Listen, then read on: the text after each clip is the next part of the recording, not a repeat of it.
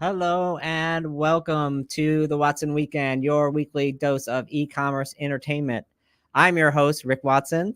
And it's Jessica Liseski, episode 30. So we thought we'd switch it up since it's just the two of us and you're stuck with only us in the show. We've got to carry the whole thing. So figured we'll just do it live. That's an issue. And as you've noticed, we are sitting in a lovely garden. We are. It's beautiful. It's a secret garden. Secret meaning it's not a garden, or a secret meaning no one else knows where it is? I like the latter. We're just going to keep it on the down low of where we are. Exactly. Mystery. No one is sure where it is. You're here in New York City. I know. Welcome back. This is your you. old stopping grounds. You were here for a hot minute. I was here for a hot minute. It feels great to be back. Although I have unlearned the ways of the city. I've been getting into cars on the wrong side of the road. Yes. About got taken out by an e-bike. And then, did have to get reoriented to the now transit system, which is pretty busted, I must say, since I last here. What has happened? Yeah, everything's gone to hell. Yeah. That is what has happened. Yeah, basically, and a handbasket. You are pretty much completely underwater anytime you step on to the street, because an e-bike is like a missile coming down the road. Yeah, exactly. So I almost was in the hospital, but I made it. You made it. Yeah. So thank you, New York City, for treating me well. That's amazing. On the show today, we are going to have a little bit different style. First of all, we're not going to have a guest, and so you're going to have to listen to us only, Sorry which is about an that. issue. We're going to talk about Target, what's going on there, TikTok, a few stories related to TikTok. So many stories. PayPal. I did some posts this morning about PayPal, and so we'll talk about PayPal, and then PayPal and beyond. Oh, yes. Beyond all repair. We have definitely gone to infinity and beyond, or beyond not going to work anymore. Yes. There's lots of ways we can spin this, but yeah, we actually have a pretty packed news week. So yes, there's we're going to have this little convergence of the headline hangover with the segments. Yes. With, again, you're just talking to us. But, before we get started, I learned a new fact about Rick that I think everybody needs to know. I'm scared. Yeah. I mean, you're a ho-ho fan. Well, fan is a tough word. We went into a bodega. I think it was a bodega. It was, on the way up to the show. We were together, and I was like looking around, like, what do I want? And I haven't had a ho-ho in 20 years, literally. And like, look, first of all, how many ingredients are in a ho-ho? Too many. This should be a fun fact. Look, if you are curious, I would love to see in the comments, if you're a ho-ho expert in the audience, it would be fantastic for you to tell me how many ingredients are in the ho-ho. Sugar, water, corn syrup, which is also sugar. It's healthy. Malted barley flour, niacin. Everyone needs niacin. Yeah, I think that comes from, you can grow that in your garden. Niacin. I'm going to eat this ho-ho. Okay. All right. It looks good. Yeah. You know what goes great with ho-hos is a yoo-hoo, which is also a natural drink. Yes. It's a natural chocolate drink. It comes from chocolate cows. It does. It does. All right. So you got some fun facts to hit us with? We have a few fun facts, and graciously, none are related to the ho-ho. Okay. So 1788, like Vinny has us on a constitutional kick. The U.S. Constitution comes into effect when New Hampshire is the ninth state to ratify it in 1788, this day in history. Oh, you know what? That was left out of the Hamilton narrative, though. Yeah, New Hampshire. I don't think it was in the. It all happened in New York. And it all went down in New York City. No other story was relevant. And DC, right? Yeah, DC too. Yeah, but no e-bikes back then. No e-bikes. All right, what's the next one? Next one we have 2020. Kurt Cobain R.I.P. This Pour is one going to be out. a theme here. Yeah. His guitar during Nirvana's MTV Unplugged show sells for record $6 million. I think that would go Did he- for more now. Did you vote it to charity or for his funeral? Was it on eBay? Uh, Was it on eBay Live? this eBay is a charity? good question. No, it did not go on eBay charity. It Okay. was on MTV. Oh, okay. Maybe All it right. went to MTV Pockets. Yeah. Okay. I'm sure they took their cut. Yes. And then Prince William was born to Diana and Charles. Yes. King Charles now. Yes. King Charles. In what year? It was in 1982. Okay. And I think probably like many of our, at least female viewers out there, I thought I was going to marry Prince William. Right. And he just needed to meet me. Right. And then it was going to happen. Yeah, but then Kate stalked him, as we all learned on the Netflix documentary. We sure did. She was a stalker. Yeah. Can we say it out loud? Apparently, yes. She had a poster of him. So did I, but things didn't work out for me. Yes. No, Say la vie. Exactly. All right. Well, thanks for sticking with us through the headline hangover. We actually are going to start off with a story about Target. I think that Target is losing the Target. Okay. Because here's what went down. And a lot of it is happening in the loss of their private label brands. So they have 45 private label brands. They do about 30 billion annually with these brands. And they're in housewares, they're in apparel, they're in kids clothing, they're in grocery. We know how important private label has been to Target's strategy. So basically what went down in this global data report that Reuters also covered is the amount of share that they're losing. And Vinny, if you can throw up that slide for us, that would be great. So essentially what the data is showing is that, they're losing share in these key categories. Beauty is the only one that grew, which is problematic for Target given private label has been so critical to their strategy. So I kind of wanted to see who did they lose to. They're losing to Walmart. Walmart. Is that surprising? Who else? Who else are they losing to? Not Macy's. Not Macy's. Right? Not Beyond. No. Amazon. Amazon. Of course, actually, Shein and Temu not mentioned here. Okay. Dick's. Interesting. Dick's Sporting Goods. Dick's Sporting Goods. Yeah, people are going back. And Gap. The Gap. Gap is doing better this year. They really are. Yes. I did not have that on my bingo card of brands for resurgence, but yes, Gap is essentially another brand that they're losing to. I think this is an interesting quote from Doug McMillon. I'm going to read it so I don't mess it up. Doug McMillon said, "We punched below our weight on general merchandise, specifically in apparel and home, for a really long time, maybe forever. The progress we're seeing now is driven by in-store remodels and e-commerce." Wow. Interesting. And Doug McMillon, the CEO of Walmart. Yes, the CEO of Walmart. Thank you. Yes, the marketplace is a great opportunity, but first-party sales that we handle is important too. So we've now got great tools we can use to grow the general merch business that we didn't have before. He's gunning for Target. I think the great tools that he's talking about is the demise of Target. Yeah. Right. Yes. Probably a little bit of their app, probably a little bit of their in-store pickup. Marketplace certainly doing well, as you've covered multiple times. So I think what's really interesting here is, with Target launching their deal-worthy brands, and they're talking about slashing prices, there's this one group of analysts that are like, hey, they're going to turn it around. Right. Do you think that's possible? Is that enough? Target, not sure they're going to turn it around anytime soon. Look, it seems like Target is doing a couple of things badly. Number one is they're moving too slow. Yeah. It seems like it takes them 3 to 6 months to react, make any change at all. Yeah. Second is they just keep making new brands. And the problems is the brands that they have aren't doing well enough. And so the same people who came up with those brands that are declining are supposed to turn around the business. I think that's the second big problem. Fashion and department stores seems to have bifurcated. So it's luxury designer, or it's how can you find the cheap luxury designer somewhere off price? Yeah. Like you walk into a DSW or something like that. Right. Or it's dupes. Literally, you're searching for no-name brands that look like something. You don't care what the brand is. You just care. The dupe is almost like its own status symbol now. 100%, because I got the look for less, which has been trending for a while, but this is on a next level. Yes. And what I think is interesting is I used to see Target littered across my Instagram feeds, other social media, specifically from influencers, right? Who were promoting all the different finds that they had, their Target hauls. I'm not saying it's completely gone, but Walmart, 100%, like, huge spike. Walmart Right. influencers, fashion, they've definitely, pushed that really hard. Same with Amazon. Right. And then we know the Shein hauls are so popular on TikTok. So I think that the playing field that they had and the advantage, to your point, has Right. waned, and it's just not Yeah. enough. And it seemed like, I don't know if Kristen Wiig and Target Lady is not doing it for him yet.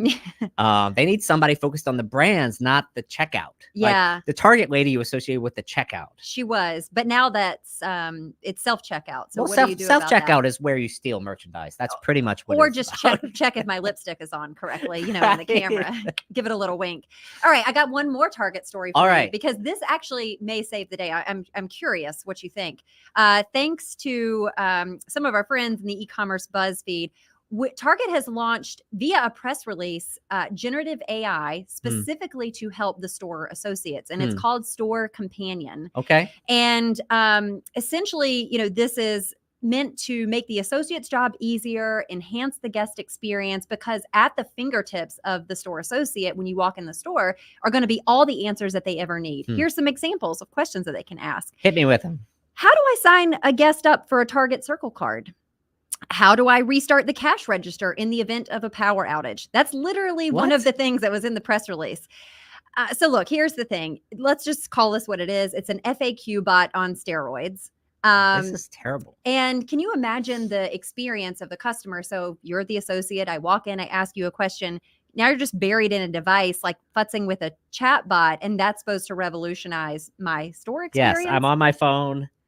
What? Yeah. I'm here. I'm the customer. Yes, literally. Exactly. Well, that's the first of all, if you can find an associate, because we know that they've cut them significantly. Right. We know that these associates are also supposed to pick up the BOPIS orders. They're restocking shelves. They're cleaning up, the Starbucks coffee that spilled in some aisle. So, I think that we are asking a lot for these associates, and now they've got to learn this new tech. It's rolling out in August. To 2,000 stores, thousands of associates. I guess this, though, has allowed Target to put Gen AI on their bingo card. So it's a buzzword. If you're looking for Gen AI on your buzzword bingo on the Watson weekend, we hit it already. 12 minutes in. This is totally useless for Target. I mean, if a Target employee does not know how to sign up someone for the most important part of their strategy program launched in the company's history, then we have serious issues. They cannot outsource that to AI. Yeah. Well, she's there. She's there. Store Companion. Yeah. We'll see how it goes. All right. I think you got our next story. Yeah. Next story. What are we talking about? It is TikTok. Century 21 in particular has done a mashup with TikTok. So what's happened? Century 21 has been on the skids a little bit. They've closed a few of their important stores, and they're trying to regain their relevance. And how are they doing that? Live stream shopping for off-price shoes, I guess. And so they are partnering with a startup called Shop Shops. And as to do that, they have a whole bunch of brands, Dolce & Gabbana, Bottega Veneta. All these brands, like you're going to be able to pronounce them, Burberry, Versace. all these brands, Versace. These brands you don't normally associate with Century 21. Yeah. Unless they were like way off. And now you're going to put them on the greatest broadcast platform in the world. Right. If you're Burberry, do you want cheap Burberrys blasted on TikTok to 21 million people? Negative, Ghost Rider. Yeah. So I actually had experience working with Century 21 because we brought them on to eBay. Okay. Now, this is like back in 2015, 2014. And, it is the world's largest and most iconic department store for off-price merchandise with really strong brands. I mean, people used to come to New York just to shop at Century 21. Yes. It was like you have to go. It's on your tour list, right? Of the things you have to do. And the problem that we had on eBay was those brands didn't want to be sold on eBay via Century 21. They're okay if it's in the store, in like the bargain section where it's like buried and you can't find it, but they certainly don't want it blasted for all the world to see. So I can't imagine these brands being cool with, a live stream Bottega Veneta bag from even 5 years ago being sold. Right. I don't understand what's changed here. Mhm. And look, TikTok is, and we're going to talk about this some more. TikTok is an entertainment platform. Yes. And if it's boring, you need to not be on TikTok. I mean, Right. that's just the reality of it. Right. And so if you can entertain someone and be interesting and make the product seem cool, and you like the host and the guest and the people talking about it, maybe they can do something interesting if the brands don't pull out. Right. I Right. mean, otherwise you're getting no offense, but you're getting like Steve Madden's, and I mean, no one's really going to go to. Yeah. That's like not differentiated. Maybe they so. can hire Drew Barrymore, just like Ooh. steal her from Etsy and put her on TikTok. Maybe that is the unlock. Apparently we need the woman who from Canvas Beauty who sold $1 million in her live Yes. stream. Yeah, we need to talk about that. And now she's like packing boxes because she's like 3 weeks behind on her shipping. Yeah, but you know, they're going to give her a hall pass. Like that would not fly on Amazon and eBay. You'd be canceled. No. But here where it's all good, like, because she's basically just updating the world every day. That Still shipping. I'm still shipping. I'm still shipping. I'm not selling. I'm still shipping. Although I did find she's selling some stuff on Amazon, so Right. she has not pushed out her turn. They may be yet. an FBA though. Oh, that's actually a good call. Maybe she might need to be stealing some of that inventory. Exactly. Do you think TikTok should integrate with FBA? Oh gosh, this is a really good question. Man, that's like devil meets devil. Right? Yeah, it's not gonna happen. It's not gonna happen. It's not gonna happen. It's not. All right. So in our theme of TikTok stories, Okay. I got another one for you. So TikTok announced their new creative tool suite. If you guys haven't seen it, I've seen like a couple of people covering this, but not to the level that we thought it deserved. It actually deserves a lot more airtime. So we're going to dive into this.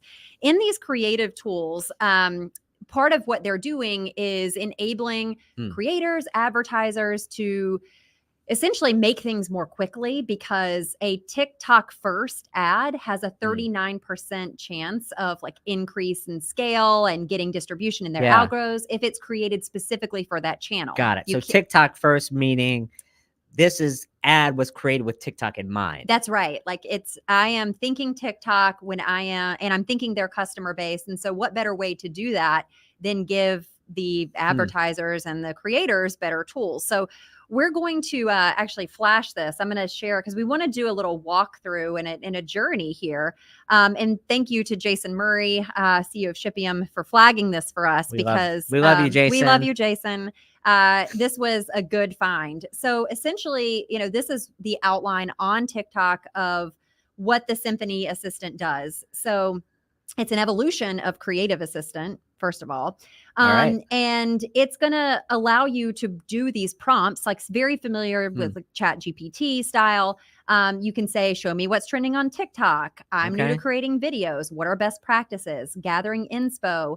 And this is not meant to replace your advertising agency. This is meant to amplify essentially the ideas that you already have. So what we're showing here is a walkthrough of someone importing and then generating essentially different types of TikTok videos that has been generated through this tool, where you can pick from them, and essentially in a matter of seconds, you're ready to go. Like you've got your ad here. Can we stop here for a second? Yeah. Because these are better advertising tools than I've seen on any other platform anywhere. So if you're Meta, if you're, you know, Instagram, are you scared a little bit when you start to look at this? Like Google, eBay, YouTube. The eBay ads platform has to be the world's worst. It's a train wreck.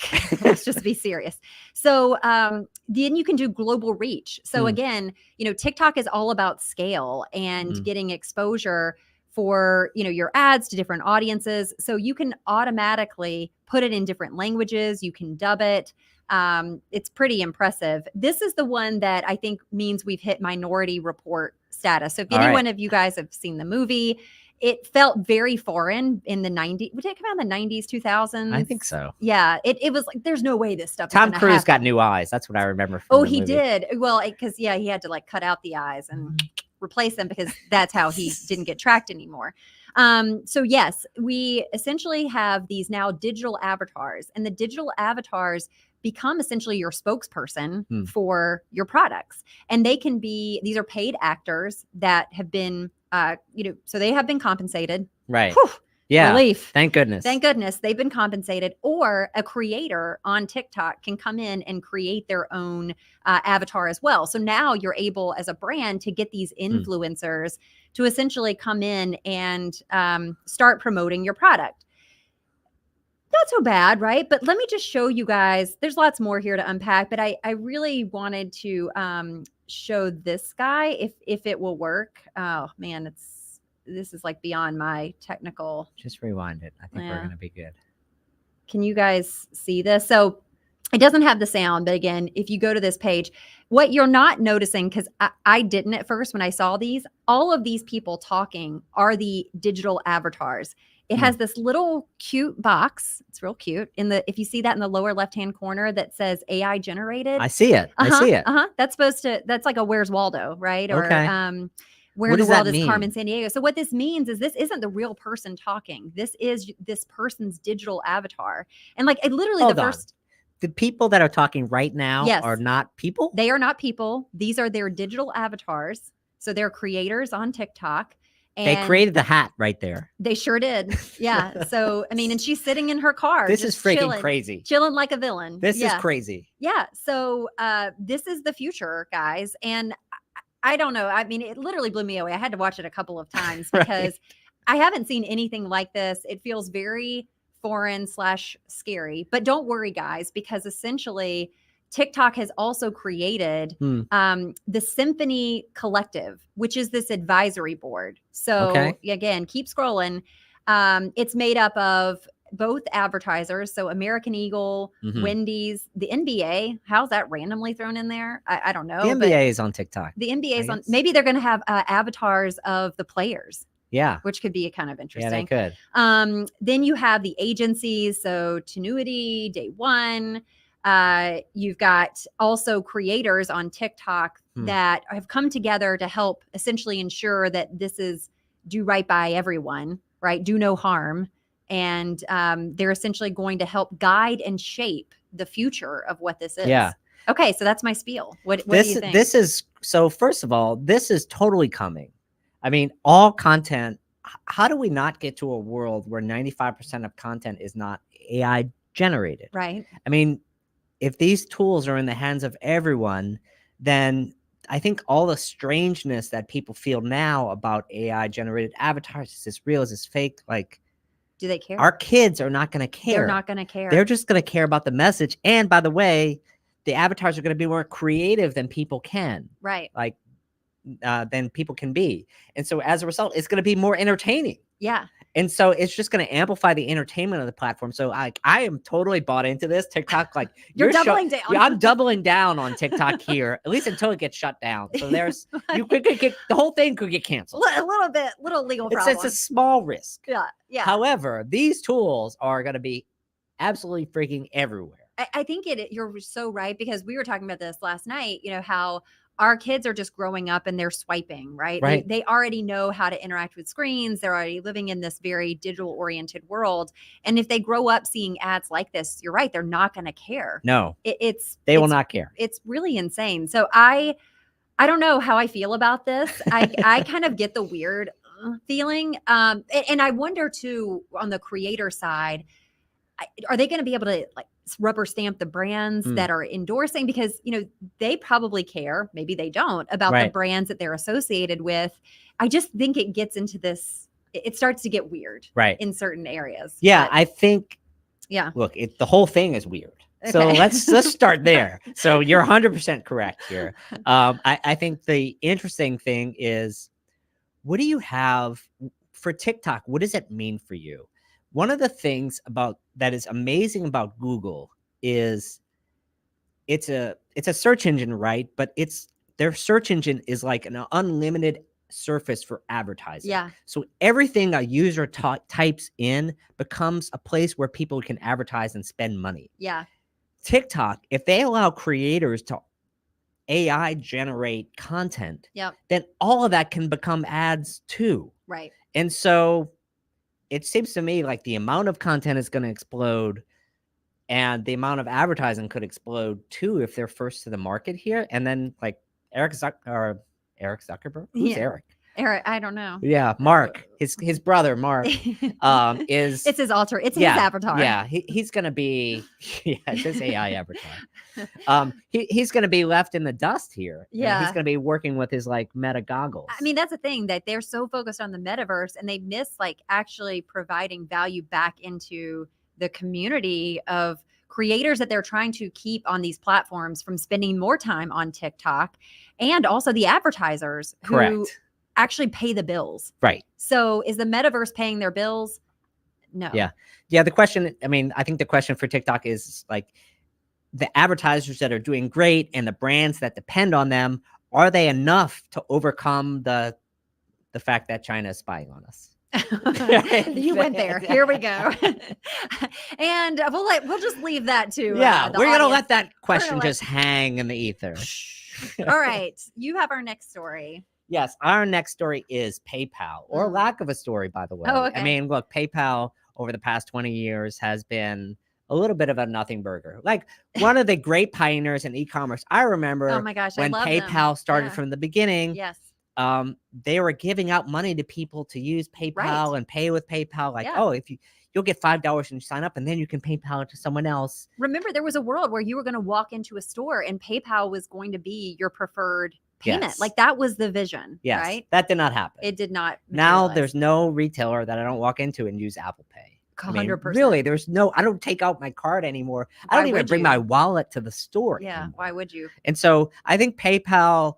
Long story short, PayPal was acquired by eBay. Brilliant move, by the way, for eBay. Not so much for PayPal. They lost about 10 years. Mhm. And then Dan Schulman, the CEO, seems like we lost about 5 years in the last 5 years. Now we have a new CEO at the end of last year, Alex Chris, who seems devoted to turning around the business. So why don't you tell me his plan? I can tell you his plan. Want to Yeah, hear it? Yeah. There's Here- a 4-point plan. Yeah, there's a Or is there a 4-point plan. I 3-point think there's a plan? 3-point plan. Okay. They're really just 3 small things that the new CEO thinks PayPal is doing wrong. Okay.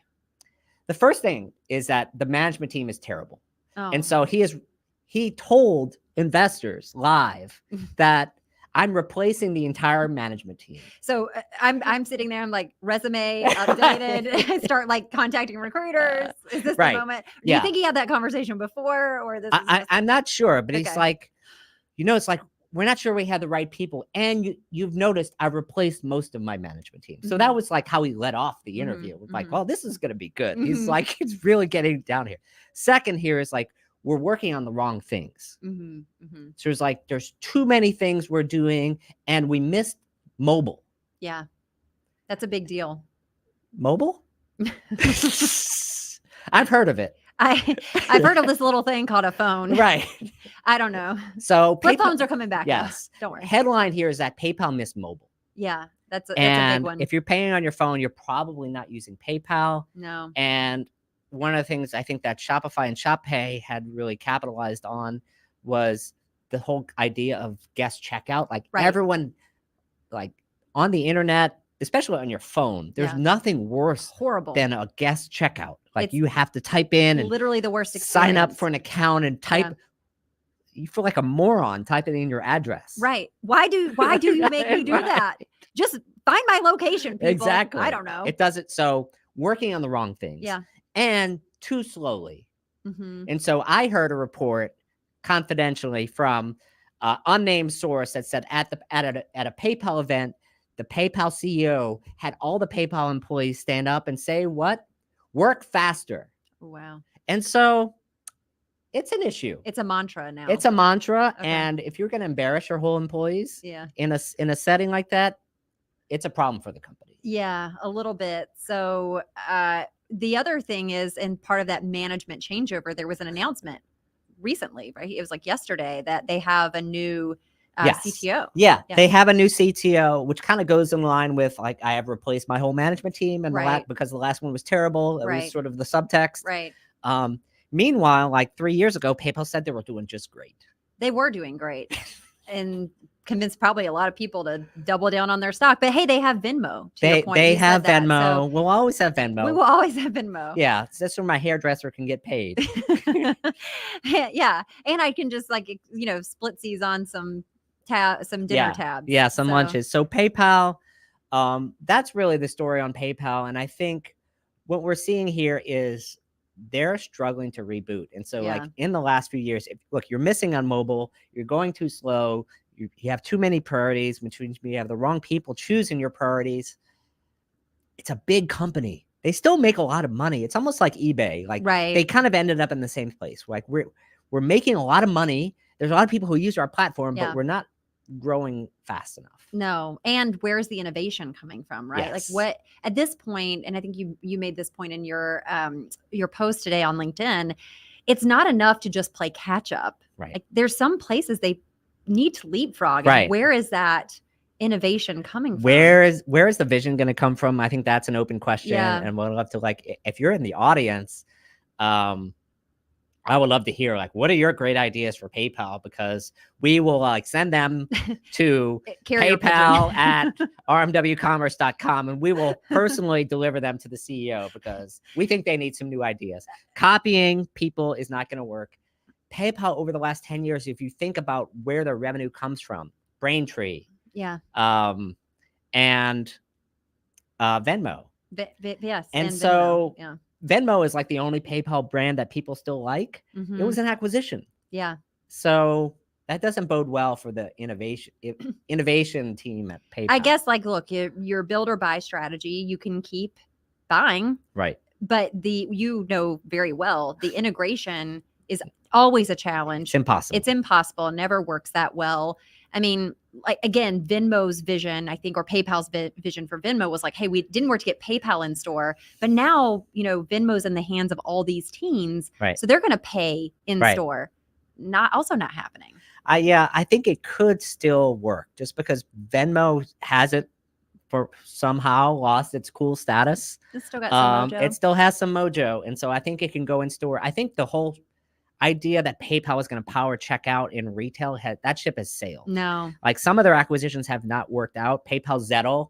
Anyone remember Zettle? Oh, It's like the worst name ever. That. I don't know, like, what they acquired that 5 or 6 years ago. I'm trying to remember the time, but I never seen, like, a store that I walk into. It has, like, an IBM, a Micros, a Square, and nobody else, right? Definitely not PayPal. Right, not PayPal. All right. So, we'd love to hear some ideas. So I think we're going to close out our headline hangover and / segment. We should, I don't know, we need to come up with a new name for that, and head into Beyond. Yes. And unpack that, because there's also a lot to talk about there. I can't keep up, actually. It is like a literal retail soap opera. It is a soap opera, and it's almost like an episode of The Prophet, where you have Marcus Lemonis arguing with himself, calling himself an idiot. About what to do? Right.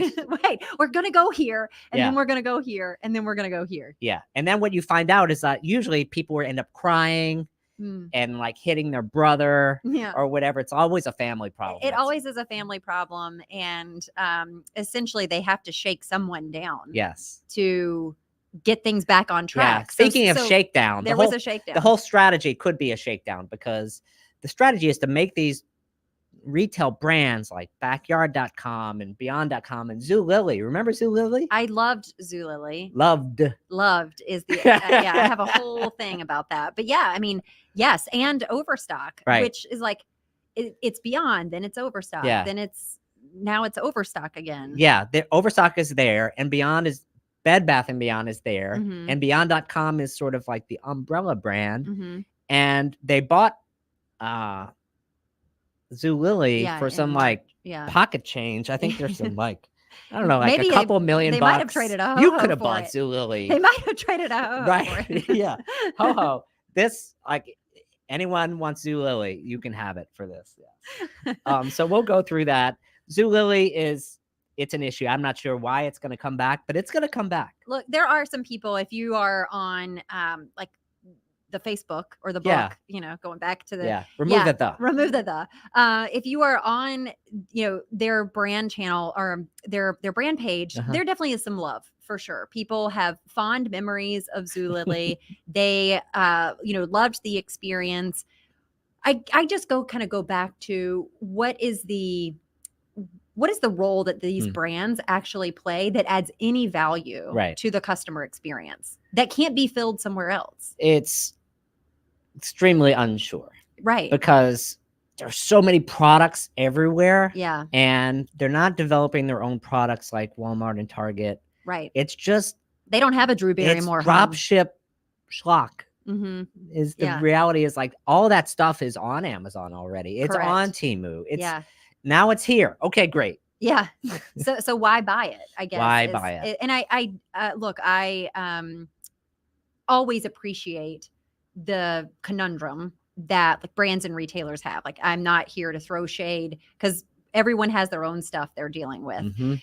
I think it though does beg the question, like, if you aren't thinking customer first, if you aren't Right. thinking like what's the role that we're trying to play here and what's the problem we ultimately solve or the value add we're adding back, you really struggle Right. like to exist. And so I wonder, like, there's also these services that they're trying to shove down Right. consumers' throat. Is that a real Yeah, the thing? services they're going to try and sell home loans. They're going to sell financing, insurance. Yeah. Why? I don't know. Because we, I guess, need another person to do that. Yeah. But there's been a shakedown, right? And also the leadership. So Yes. there were 2 CEOs, Yes. right? One in February. Right. Dave's been around forever. Dave Nielsen has Mhm. been a staple in Yeah. the Overstock brand for a very long time. So they had 2 co-CEOs because that always works. Right. Co-CEOs is the best. Like, look, if you're in the audience and you want to start a business, the first thing you should do is have 2 CEOs. Better yet, add a third. Right. And then you really confuse your employees Right. because no one ever understands Right. what they should be doing and when and who they ultimately report to. Exactly. So it's helpful. So yeah. So just a few months ago, Right. it seems like they were at the home show in Vegas, and Marcus Lemonis and Chandra Holt, the new CEO, Mhm. incoming CEO of Bed Bath & Beyond, was on the stage. Marcus, who is, you might call him an activist, executive board chairman Sure. of his own company, and we'll get into like Yeah. governance structures a little bit later in the show, but he famously said all the idiots are out of the room now. Mhm. But apparently now the CEO who they introduced just 5 months ago, she gone. Yeah, she's out. She's out. So it's just Dave. Yeah. But then they also announced, was it back a month ago, that there were 8 new executives that they were bringing in. So what's that about?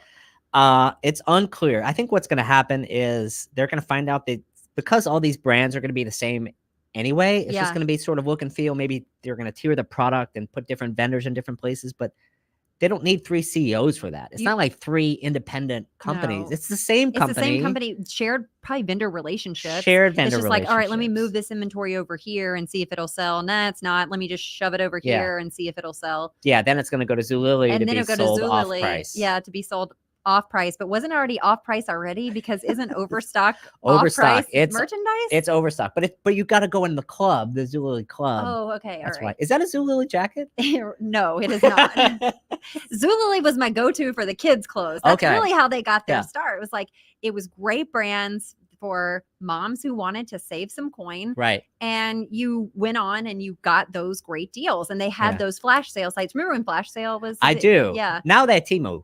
Now it's Temu. It's all and it's a Temu. flash sale every hour. Right. Like, or if you're Beckham, we're going to do a throwback. You're on AliExpress. And, Right. you know, again, the Yeah. Puma jogging pants. For, Yeah, and just hope your kids don't mind lead. yeah, minimal lead. It's minimal lead, Rick. Right. It's minimal. So, yeah. So any other things you want to close out on Beyond? Yeah, I think Beyond, it's still, here's what I feel. There's still another shoe to drop here. Because if sure. you're changing out the CEO that you just introduced 5 months ago, then this company has far more serious problems than anyone is willing to admit. And usually that takes some time to shake out. Like, what is the likelihood that this time is the final time that all the structure and decisions are correct? So like in another 3 to 6 months, there'll be something new big to change. Like, hey, we said we were going to introduce 8 brands. Actually, we're going to introduce 2 brands. Right. Yeah. So what's the end game? The end game is, I don't know. I think Mark, this is going to be a profit episode. That's what I think the end game is. And so he's going to use it to push his other franchise. Okay. So the grift is circular. So as the world turns, we'll keep turning. Yes, it will keep turning. All right. We want to go into kind of you talked about governance, and I think we could Yes. spend like 1 or 2 minutes here, because we know people are getting ready for strategy building, Yes. right? It's that time of year, the clock starts ticking. I Right. need to start thinking about my 2025 plans. Hopefully I've got 3-year strategies, and, Right. it's not just living year to year, but if I've thought through my 3-year plans, I'm starting to do my gut check. One thing that we're sensing, and this is kind of happening right in the beyond, is Right. it's no longer the C-suite or even the ideas coming from the bottoms up of the organization that's driving strategy anymore. Right. Where is it being driven? Yeah, I think what you see is investors driving a lot of strategy these days. And so why? I think you have a couple of things that are happening. Number one is performance is starting to flag. And so investors are getting worried. Like, these are things I invested in 5 to 6 years ago. I expected to be out of this investment right now. I'm still in it. So WTF, people, like, make some money for me. Yes. Like, mama needs a new pair of shoes or something. Right. So that's number one. I think second is the management is overpaid. And so when you have a CEO that makes 100 times like what the lowest worker makes, what is their incentive to do better? Right. Like, they're going to make $500,000, $1 million just walking in the door, like, putting on their shoes every day, just like you and me, Jess. We don't make $1 million. No. I do put on my shoes. Yes, you do. Yeah, got blisties today from and your walking around the Temu jacket. Thanks. So but I think that you're right, and I do believe there is this sense of impatience that happens, right? And so if they feel that the strategies aren't executing well, or maybe the strategies executed well, it's just not paying the dividends ultimately that it needs to at the pace that it needs to monetize the investment, that's when the best ideas come in the room. And I think, Vinny, we've got a little tape we could roll. Yeah, this shows us exactly how ideas come when private equity and other investors are involved. They really are brilliant creatures. You see, the right side of the tank is filled with idea balls. Each idea ball has a verb, noun, or pop culture reference written on it. There's millions of them. The manatees choose an idea ball and swim it over to the joke combine on the other side of the tank. But there goes Gretchen. She's coming up with an idea. Oh, she came up with Gary Coleman. The idea balls drop into the joke combine and form a part of the new script. Laundry, date, winning, Mexico, Gary Coleman. A perfect... Except Gary Coleman is the AI here. Oh, burn. Burn, yeah. Look, I think there are some very well-oriented investors, PE firms, VCs that do well-meaning. And they'll be your strategic partner. They come in, they ultimately want to see the success of the company. But there is definitely this trend of a very tops down strategy that's happening. Look, you see it with Peloton. Yeah. I mean, they obviously went through their own troubles and they were like, sorry, we need a new CEO. Okay, new CEO, you're not getting it done either. Now, Barry, you're out. Yeah. And so that's a challenge. This happened with Beyond. It used to be Bed Bath & Beyond, and then we're going to have a new CEO. Who put in the CEO? Activist investors. They were going to turn Bed Bath & Beyond into this private label strategy stolen from Target. Right? It's not working out for either of them. No. So now we have a new investor with new ideas, and apparently that, I guess no plan survives first contact with the enemy. The enemy meaning like the market. So we're going to have 3 CEOs. Oh, no, 1 CEO. And so that is an issue with some of these things where it looks great in a board deck. Yeah. And then what you really don't have is like a true partnership between the investors and the board and the management team who are on the same page and don't feel like they're being rained on from above. Yeah. Versus like, just leave me alone. Let me deliver results for you. And give me the team on the field to deliver those results. So if you're kind of in this situation, what do? You get out. you go. You got to get out. Get out. Or maybe there is another path of, look, I think there is a challenge of companies trying to do too many things. We talked about this at PayPal, so circling back. And so if you're an executive or you're someone in this situation and you kind of feel this sense of like, we're doing too much, we're spread too thin, you're ultimately not going to execute well. And Right. then your investors aren't going to be happy. And they're essentially going to then come in with the big ideas that Right. help the Yeah. company. Yeah, I think it starts with common financial targets. How much do we want to grow? Top line, bottom line. Gross margin, not net operating margin. Do we have leverage in this model, or do we actually just need to keep growing? And that's the whole strategy. Or do Right. we need to grow our bottom line at the same time faster than our top line, like Walmart is doing? Yeah. Like they're adding marketplace and ads and right. fulfillment and like now Walmart Plus. And so that's like a third of their new profit revenue is coming from there. So like new ideas that are Yeah. actually, Generating. Walmart Plus, like it didn't take off. No, it took some time. It took a long time. And Walmart Marketplace, it's like over 15 years old at this point. Right. And it was terrible for like 12 of them. A long time. A Yeah. long time. Really bad inventory, bad experience. And so how many investors have the patience for innovation and will cut things off after a year or 2 years? And so I think that is sort of the second thing. And then you need to have a team that's willing to experiment and learn and Yeah. those sorts of things, and actually give the right updates to the investors so that they don't like put arrows in your back. Right. You want them helping you. You want them helping you. And so part of that has to be you building trust. You're upfront. You're not shiny object over here, Yes. but things are really, crumbling beneath. You've got to have that. You got to manage your board, your investor relationships really Yes. well. Too. I agree. Yeah, that's a big problem. It's a big problem, right? And you can't be afraid to, I hate to say, get fired. Like you've got to be willing to put yourself out there and take accountability and deliver, Yeah. right?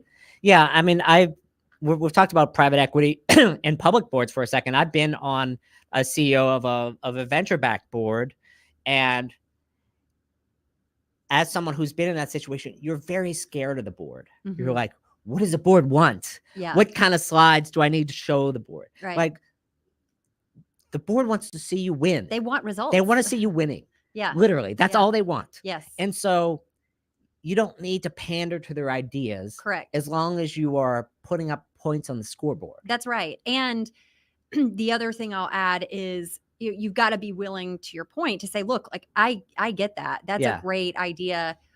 We can't focus on that now because we have a massive cart abandonment issue, Right. or we have a profitability problem. Yeah. Like we A need our churn margin. issue. We have a churn issue. Our margins are being squeezed.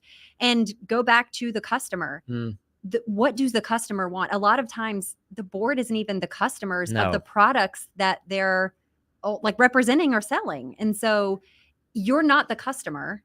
So let's also listen to the data that the information of what the customer is saying and Yeah, what they want. Look, you could see what happened with Elon and Twitter and Yeah. and SpaceX, and like Elon is fantastic. Rockets and cars, you go do those things. Don't buy a media company because it's going down fast. Yeah. And don't tell all of the people who pay your bills to go. Yeah, go where after the sun shines. Yeah, Where the sun doesn't exactly. shine. Don't tell your advertisers to go. To go in your secret garden. Yes, yeah, our secret garden. Our secret garden. All right. Well, anything else you want to close off? Or I know we're kind of running here on time. Yeah, we're running up to the end of the show. I'm excited to be with you.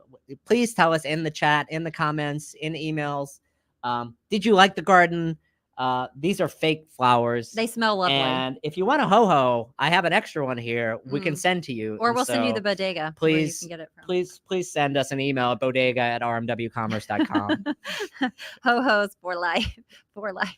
Yes. Great. Well, thank you guys so much. Hopefully this has been fun. We've enjoyed it. Yes, we've had a great At least, time. hey, like two of us. Come had a back good in New York time. City anytime, Jess. All right. Thanks, everybody. Have a great weekend. Bye. See you later. Oh, we're going to. Fun.